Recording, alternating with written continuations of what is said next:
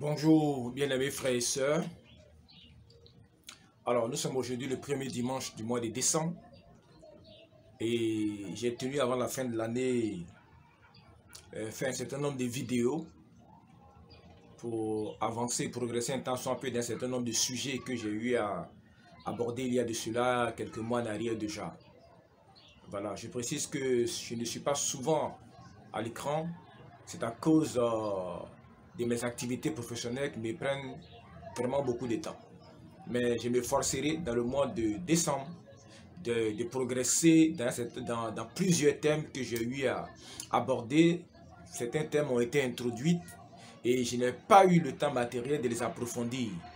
C'est pour cela que ce dimanche matin, je viens encore à vous pour poser un autre pas dans la direction de nous instruire mutuellement selon la grâce que Dieu nous fait. Je voudrais saluer ce matin tous ceux qui ont décidé de se rassembler dans les églises pour avoir communion les uns avec les autres. Je répète toujours que lorsque on se rend dans une assemblée de l'église, on ne va pas pour rendre un culte à Dieu. Le culte raisonnable, dit l'apôtre Paul, c'est d'offrir son corps comme un sacrifice vivant. En Christ, il n'y a plus de culte dans un lieu précis. Ce sont des réunions de l'assemblée des frères, l'assemblée des saints, qui se réunissent selon que de besoins pour avoir communion les uns avec les autres, pour rompre le pain, pour partager la parole et pour s'édifier, se fortifier mutuellement. Voilà, je voudrais donc saluer tous les frères et sœurs qui sont dans les différentes assemblées. Moi, je ne crois pas aux églises chrétiennes. Voilà, je ne crois pas à toutes ces assemblées-là, mais je respecte le choix que certaines personnes ont fait de connecter leur foi à des milieux, à des groupes, à des endroits, à des individus. Pour moi, la foi est en Christ et en Christ seul. Quand je rencontre un frère, quand je rencontre une sœur, dans un cadre formel ou informel, ce n'est pas là-bas que je vais pour connaître Dieu, ce n'est pas là-bas que je vais pour avoir la révélation de Christ. Je vais là-bas pour avoir une communion fraternelle avec quelqu'un qui a la même foi que moi. Christ, c'est en moi qu'il vit. Je suis son tabernacle. Je suis le temple dans lequel il se tient et à partir duquel il se manifeste. Je n'ai donc pas besoin de me rendre dans un lieu formel pour pouvoir chercher Christ, pour pouvoir l'adorer. Car les vrais adorateurs sont ceux qui adorent Dieu en esprit et en vérité. Dans leur esprit et dans la parole de Dieu qui est la vérité. Shalom, shalom à vous tous. Que la grâce et la paix du Dieu que vous aimez, que vous servez, du mieux que vous pouvez, soit avec vous. Ce matin, je voudrais qu'on avance un peu dans le sujet sur l'évangile.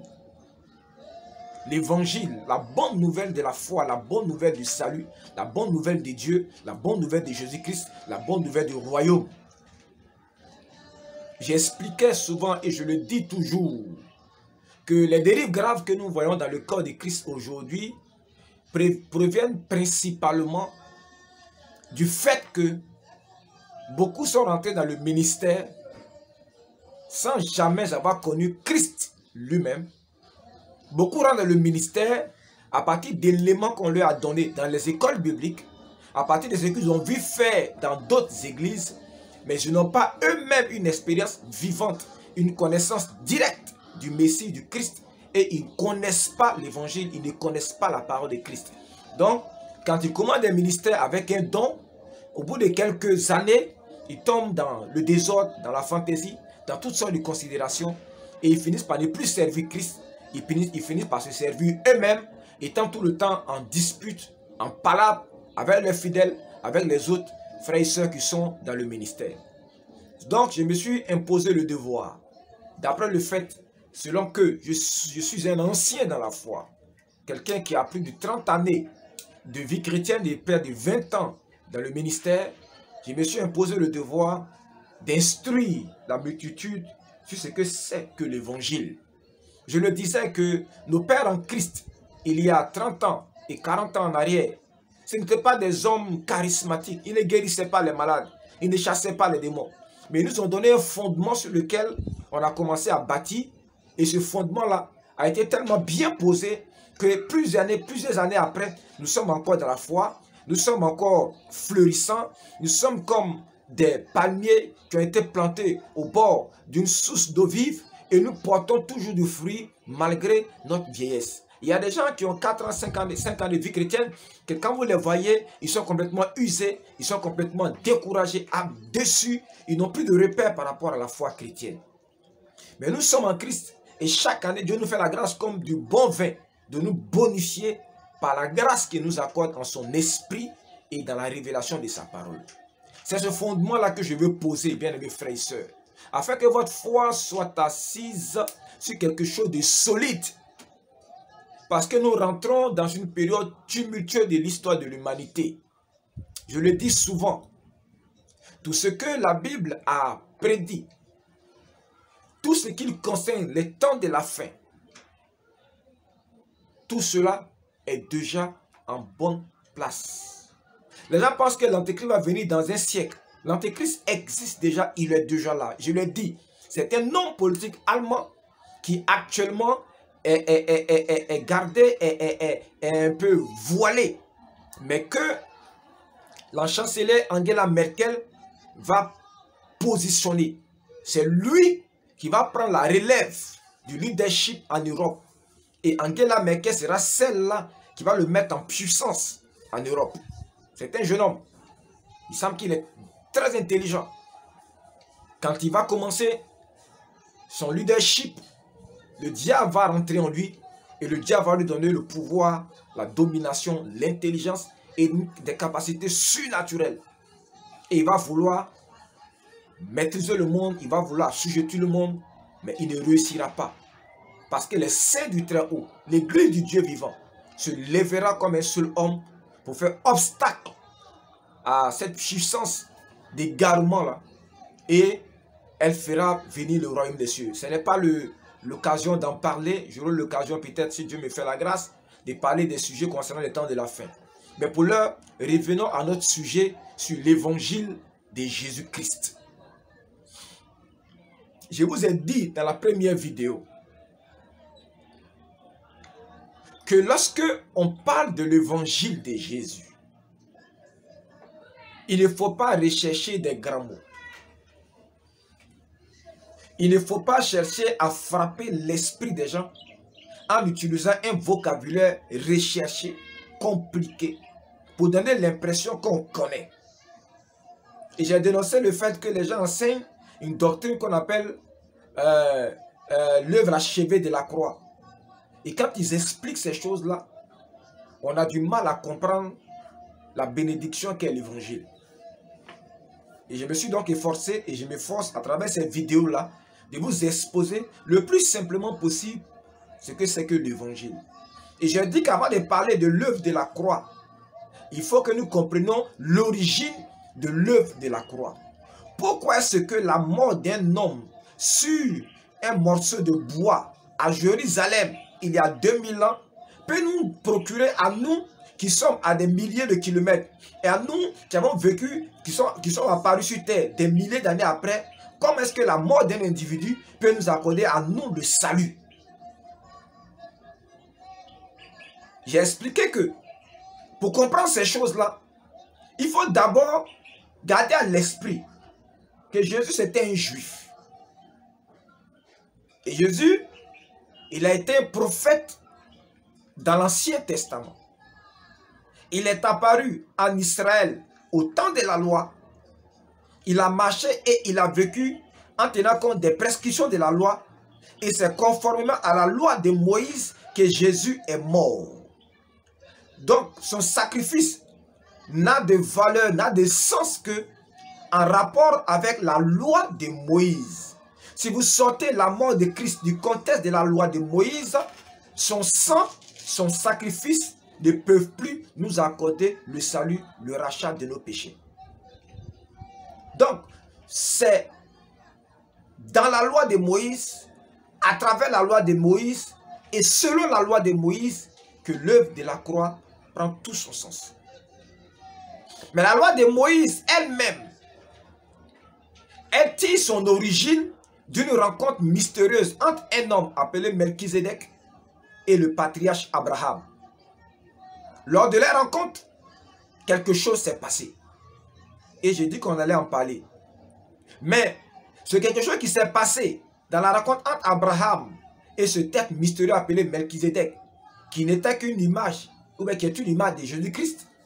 Cette rencontre-là ne tire son sens, son origine que d'une réalité spirituelle que le Dieu Tout-Puissant, le Dieu d'éternité lui-même a fait rentrer dans l'existence humaine après le péché d'Adam et Ève. Et c'est ce acte que Dieu a posé, qui n'a pas été commenté. Il n'y a qu'un seul verset dans l'Ancien Testament qui en parle. Mais c'est de ce verset-là que l'acte d'Abraham et de Melchizedek puise sa force spirituelle, puise tout son potentiel spirituel, tout son potentiel significatif. Donc ce matin, nous allons revisiter le livre de la Genèse. Et je vais vous expliquer pourquoi est-ce que ce petit verset de livre de la Genèse est la racine du salut qui va nous être accordé en Jésus-Christ à la mort du calvaire. Donc, je vais prendre ma Bible et je vais me projeter dans le livre de la Genèse, dans le premier livre de la Bible, au chapitre 3. Et je vais vous faire la lecture. Genèse chapitre 3, à partir du verset 1. Et je lis. Le serpent était le plus rusé de tous les animaux des champs. Alors, j'ai précisé que le mot rusé ici, dans son sens premier, ça veut dire intelligence. Voilà. Que Dieu avait fait. Il dit à la femme, Dieu a-t-il réellement dit, vous ne mangerez pas de tous les arbres du jardin? La femme répondait au serpent, nous mangeons du fruit des arbres du jardin, mais quant au fruit de l'arbre qui est au milieu du jardin, Dieu a dit, vous n'en mangerez point et vous ne toucherez point, de peur que vous ne mouriez. Alors le serpent dit à la femme, vous ne mourrez point, mais Dieu sait que le jour où vous en mangerez, vos yeux s'ouvriront et que vous serez comme des dieux, connaissant le bien et le mal. La femme dit que l'arbre était bon à manger, je ne sais pas comment elle a fait, et agréable à la vue, et qu'il était précieux pour ouvrir l'intelligence. Elle prit de son fruit et en mangea. Elle en donna aussi à son mari, qui était auprès d'elle, et il en mangea. Les yeux de l'un et de l'autre s'ouvrirent. Vous remarquez que quand Ève a mangé le fruit, ses yeux ne se sont pas ouverts. Hein? Ils connurent qu'ils étaient nus, et ayant cousu des feuilles de figuier, ils en firent des ceintures. Alors, ils entendirent la voix de l'Éternel Dieu, qui parcourait le jardin vers le soir, et l'homme et sa femme se cachèrent loin de la face de l'Éternel Dieu, au milieu des arbres du jardin. L'Éternel Dieu appela l'homme et lui dit, où es-tu? Il répondit, j'ai entendu ta voix dans le jardin et j'ai eu peur parce que je suis nu. Je me suis caché. L'Éternel Dieu dit, qui t'a appris que tu es nu? Est-ce que tu as mangé de l'arbre dont je t'avais défendu de manger? L'homme répondit, la femme que tu as mise auprès de moi m'a donné de l'arbre et j'en ai mangé. L'Éternel dit à la femme, pourquoi as-tu fait cela? La femme répondit, le serpent m'a séduit et j'en ai mangé.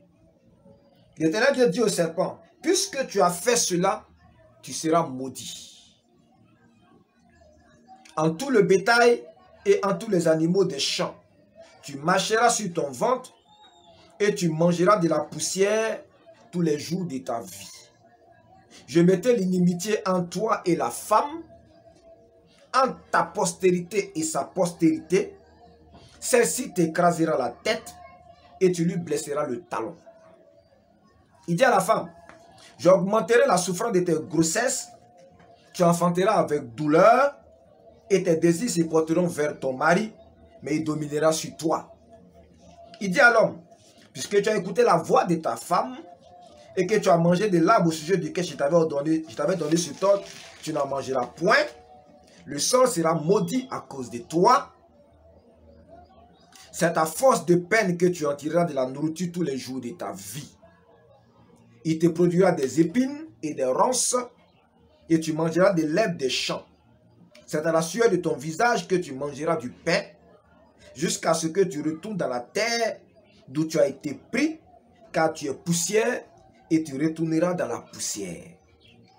Adam donna à sa femme le nom d'Ève, car elle a été la mère de tous les vivants.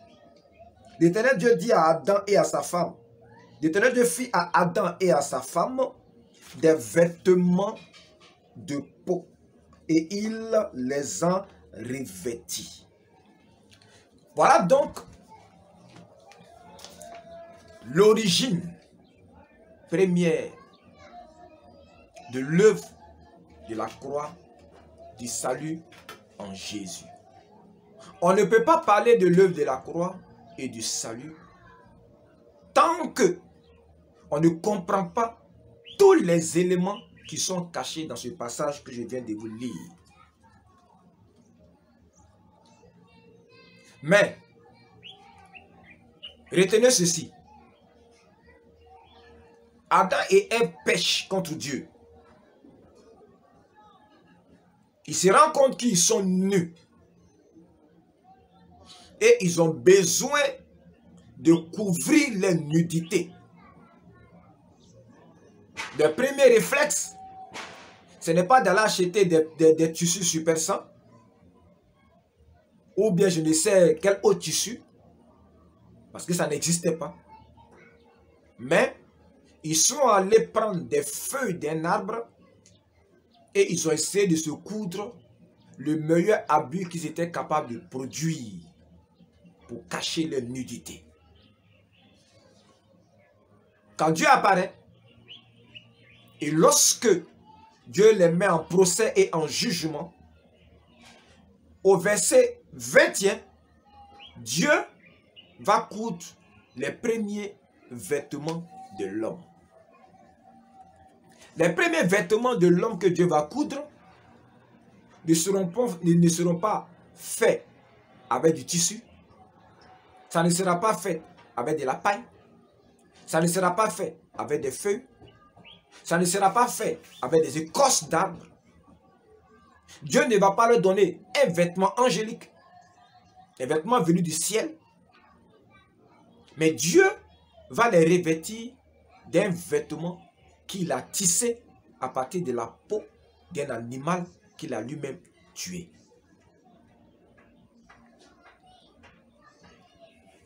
Cet acte-là porte en lui toute la révélation du salut. La conséquence première du péché d'Adam, la conséquence directe, c'est qu'il s'est retrouvé nu. Il a vu sa nudité. Il lui fallait un vêtement. On lira plus tard dans le livre d'Apocalypse que le fin lin que portent les rachetés, c'est la justice, c'est l'œuvre de justice de Dieu. Donc on peut comprendre ici que lorsque Adam et Ève ont péché, la première chose dont ils vont prendre conscience, c'est la conscience de leur culpabilité devant Dieu et de leur incapacité de se tenir devant ce Créateur-là et de la nécessité pour eux que Dieu leur accorde une absolution. Est-ce que vous comprenez? Dieu donc, il va tuer un animal. Il va verser pour la première fois dans l'histoire de l'humanité du sang, va verser afin que l'homme puisse être revêtu, que sa nudité soit cachée, que sa culpabilité vis-à-vis de son Créateur soit couverte.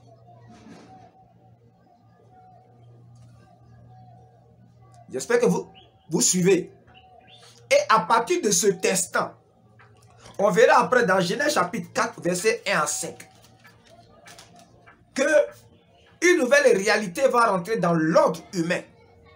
On voit ici les deux enfants d'Adam et Ève, Caïn et son frère Abel, qui vont se présenter devant Dieu. Il y a un qui va offrir en sacrifice les premiers-nés de son troupeau. C'est-à-dire quoi? Abel va verser du sang il va offrir un sacrifice sanglant afin de pouvoir se tourner vers la divinité. Mais Caïn, son frère, lui, il va retomber dans le même travers que ses parents. Il va offrir des fruits, c'est-à-dire tout ce qui est tiré du végétal. Mais Abel, qui était spirituel, va comprendre que à partir du moment où le péché est rentré dans le monde, on ne peut pas s'approcher du Créateur sans lui présenter du sang. Et Abel va offrir du sang sur un autel afin de se tourner vers son Créateur, vers la divinité. On verra dans le livre de Genèse, chapitre 8, partir verset 20 jusqu'au verset 22. Lorsque Noé sort de l'arche après le grand et terrible jugement du déluge, sa première réaction, et je voulais qu'on lise ça parce que c'est rempli d'enseignements. Voilà ce que Noé a fait. On dit Noé bâtit un autel à l'Éternel. Il prit de toutes les bêtes pures et de tous les oiseaux purs et il offrit des holocaustes sur l'autel. Les holocaustes, je peux dire, c'est un carnage où on tue plusieurs animaux et on les brûle. L'Éternel sentit une odeur agréable. Et l'Éternel dit en son cœur, je ne maudirai plus la terre à cause de l'homme, parce que les pensées du cœur de l'homme sont mauvaises dès sa jeunesse, et je ne frapperai plus tout ce qui est vivant comme je l'ai fait. Tant que la terre subsistera, les semailles et la moisson, le froid et la chaleur, l'été et l'hiver, le jour et la nuit ne cesseront point. On voit ici Noé, le patriarche, offrir aussi un sacrifice sanglant. Et la Bible dit que ce sacrifice sanglant a touché le cœur de Dieu. Au point que Dieu va prendre une décision et il va avoir une alliance entre Noé et son Créateur. Et cette alliance va se perpétuer jusqu'à aujourd'hui.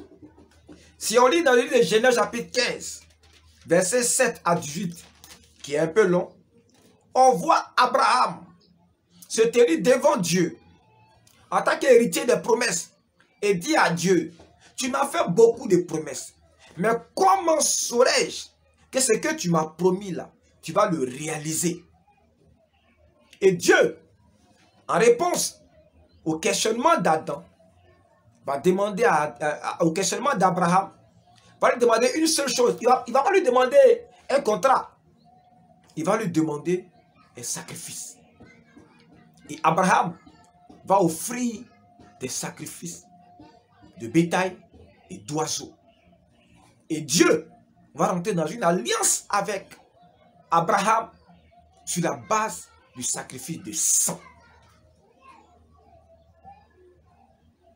Donc vous voyez que depuis le livre de la Genèse, on voit que chaque fois que Dieu rentre en relation avec l'homme, pour avoir une alliance avec lui, pour couvrir son péché, il faut du sang.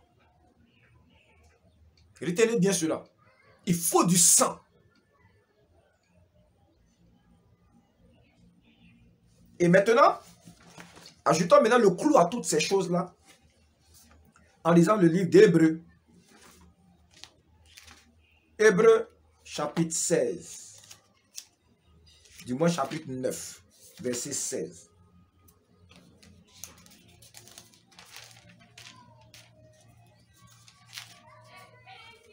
Voilà ce que dit le livre d'Hébreux.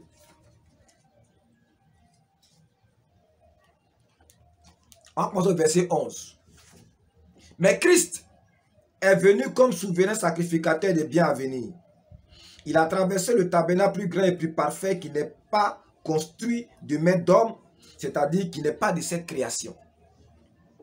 Et il est rentré une fois pour toutes dans le lieu très saint, non avec le sang des boucs et des veaux. Vous voyez, le sang encore revient ici, mais avec son propre sang, ayant obtenu une rédemption éternelle. Vous voyez, chaque fois qu'on parle de salut, chaque fois qu'on parle de rédemption, c'est toujours en rapport avec le sang.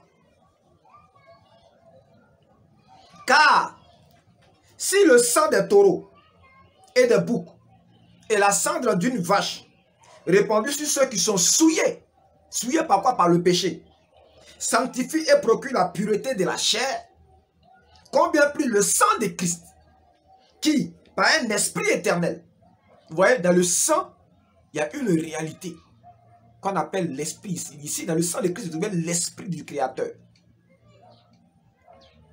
Combien plus le sang de Christ, qui par un esprit éternel, s'est offert lui-même sans tâche à Dieu, purifiera-t-il votre conscience des œuvres mortes, afin que vous serviez le Dieu vivant. Et c'est pour cela qu'il est le médiateur d'une nouvelle alliance, afin que, la mort étant survenue pour le rachat des transgressions commises sous la première alliance, vous voyez, la mort survient pour le rachat des transgressions. Ceux qui ont été appelés reçoivent l'héritage éternel qui lui a été promis. Car là où il y a un testament, il est nécessaire que la mort du testateur soit constatée. Un testament, en effet, n'est valable qu'en cas de mort, puisqu'il n'a aucune force tant que le testateur vit. Voilà pourquoi c'est avec du sang que même la première alliance fut inaugurée. Donc la première alliance, qui est l'alliance de Moïse, a été inaugurée par le sang. Parce que cette alliance-là a tiré sa source de l'œuvre que Dieu lui-même a accomplie dans le jardin d'Éden, quand Adam et Ève ont péché, et qu'il a dû sacrifier un animal, verser son sang, prendre sa peau pour en revêtir l'homme. Moïse, après avoir prononcé devant tout le peuple tous les commandements de la loi, prit le sang des veaux et des boucs avec de l'eau, de la laine éclatante, de l'hysope, et il fit l'aspersion sur le livre lui-même et sur tout le peuple en disant, « Ceci est le sang de l'alliance que Dieu a ordonné pour vous. » Il fit l'aspersion avec le sang sur le tabernacle et sur tous les ustensiles du culte. Verset 22. Et presque tout, d'après la loi, est purifié avec du sang. Et sans effusion de sang, il n'y a pas de pardon. Je vais m'arrêter là.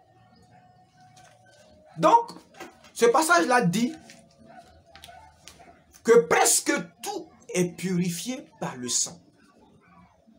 C'est-à-dire que là où il y a un péché, et là où la conscience du pécheur a été souillée, de sorte que Dieu ne puisse plus résider dans son esprit, pour pouvoir purifier sa conscience et ôter le péché, il faut qu'il y ait effusion du sang. Tant que le sang ne verse pas, il ne peut pas y avoir un début de commencement de pardon, parce que la conscience du pécheur ne peut pas être purifiée. Dieu a créé l'homme de telle sorte que son être intérieur, lorsqu'il est sali, lorsqu'il est souillé par le péché, il faut du sang pour que la souillure intérieure puisse être ôtée. C'est pour cela que lorsque Adam et Ève ont péché, Dieu va donner cette révélation-là en sacrifiant un animal, en versant son sang et en prenant sa peau pour revêtir Adam et Ève. Voici les origines de l'œuvre que Christ va accomplir à la croix. Si Christ a dû mourir et verser son sang, c'est parce que, en ce qui concerne le salut, en ce qui concerne le pardon des péchés, en ce qui concerne la purification des souillures de la conscience de l'homme, en ce qui concerne la purification de l'être intérieur, parce que nous sommes des hommes, nous avons ce corps-là, qui est le tabernacle, qui est la partie visible, mais ce que je suis, ce n'est pas ce corps-là, c'est l'homme intérieur. Cet homme-là se souille, il se salit par le péché.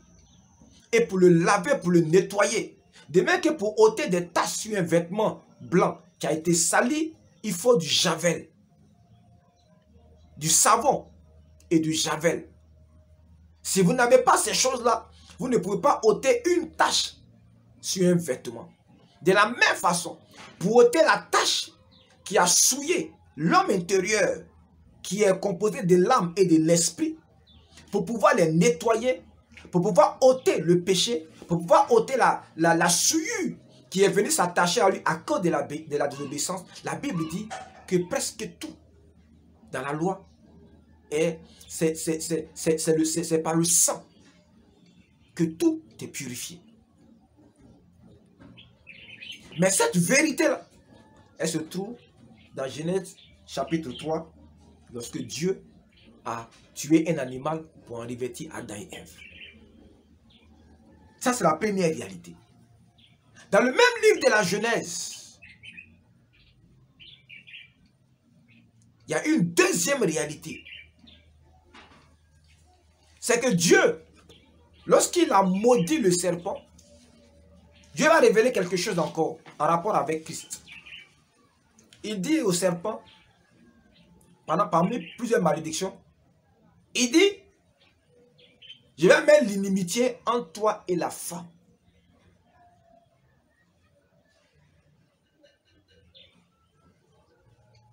Entre sa postérité et toi, Satan, ta postérité.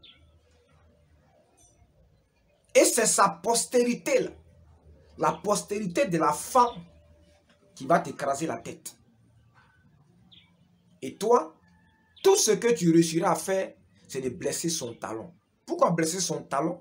Parce que lorsque tu écrases un serpent, le seul lieu, le seul endroit auquel le serpent peut avoir accès, c'est ton talon.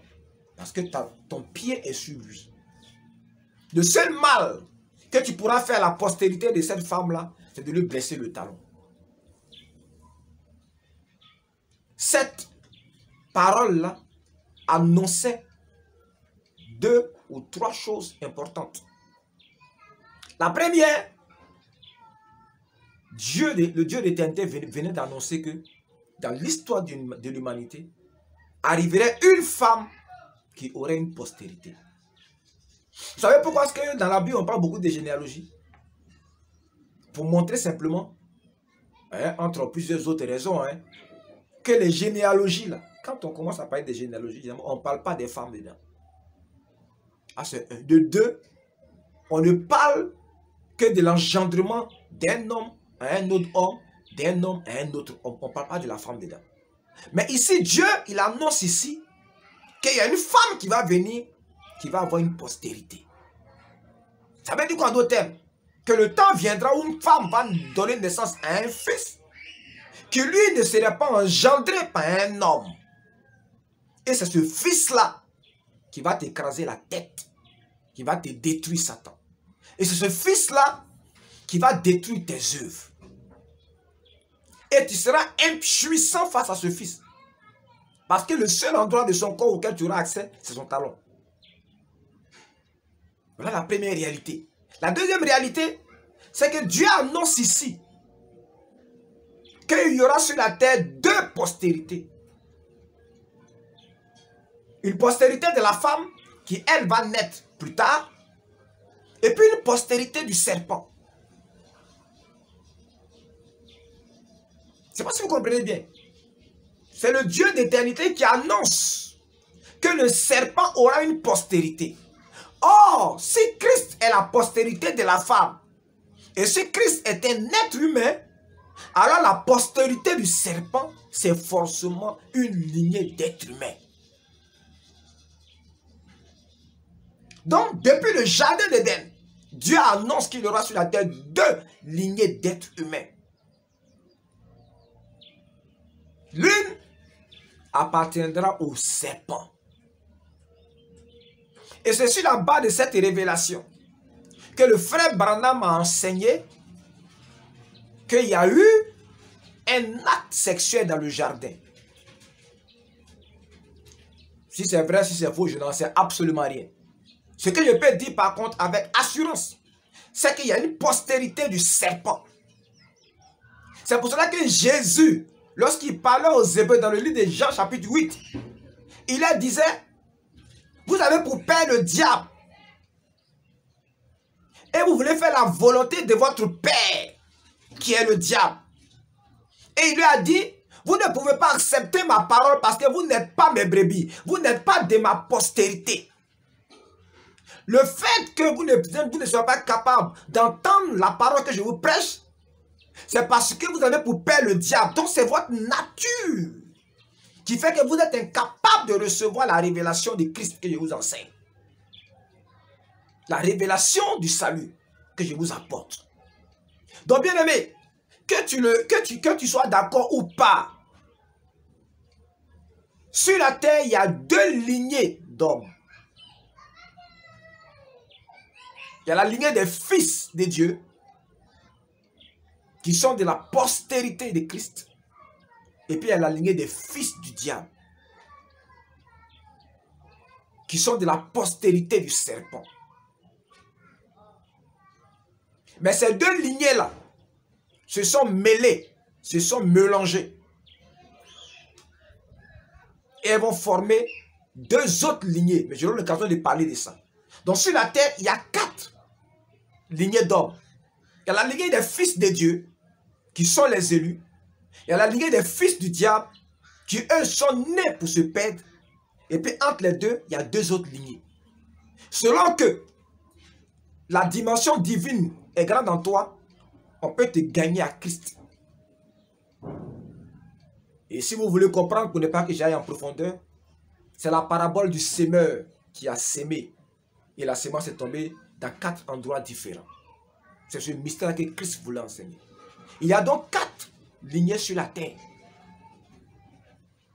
L'une appartient à Christ, c'est la postérité de la femme. Ce sont les fils, les élus. Et ils ne peuvent jamais se perdre. Et puis l'autre appartient au diable. Ils ne peuvent jamais recevoir le salut. Bien aimé, je voulais m'arrêter ici ce matin. Pour me résumer, je dirais ceci.